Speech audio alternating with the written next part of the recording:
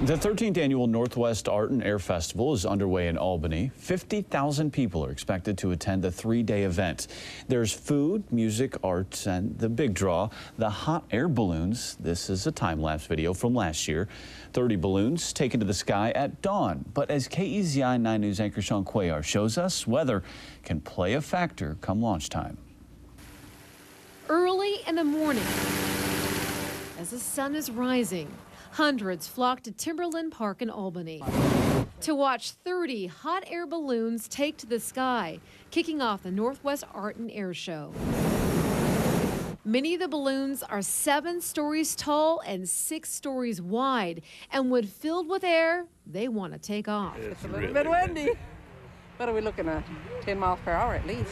These balloon handlers had their hands full keeping this balloon on the ground. As with any balloon launch, weather is key, and the primary factor today, the wind. The real factor is the winds up above, what's called the winds aloft, and what happens is within an hour after sunrise, the winds aloft, speed of the winds aloft comes down towards the ground, so we're expecting it just to get worse and worse as the morning goes on. Making for unsafe landing conditions, especially with passengers.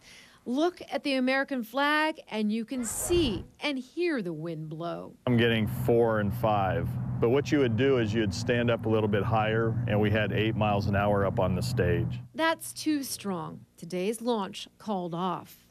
Pilot Brand Smith attends about 12 balloon festivals every year. You'll go to a 3 or 4 day event, and one of those days you'll be winded out or weathered out. It comes with the territory. As quick as balloon crews set up, they strike down, carefully rolling out the balloon, securing it, and putting it away. Guns on. It's our favorite part. That's ballooning. You come out, you give it a try, and sometimes you just have to wait till the next day. And tomorrow looks forecast to be much better, and we're hoping to have a good flight tomorrow. Saturday morning, at the crack of dawn, they'll be back, giving it another shot. In Albany, Sean Cuellar, KEZI 9 News.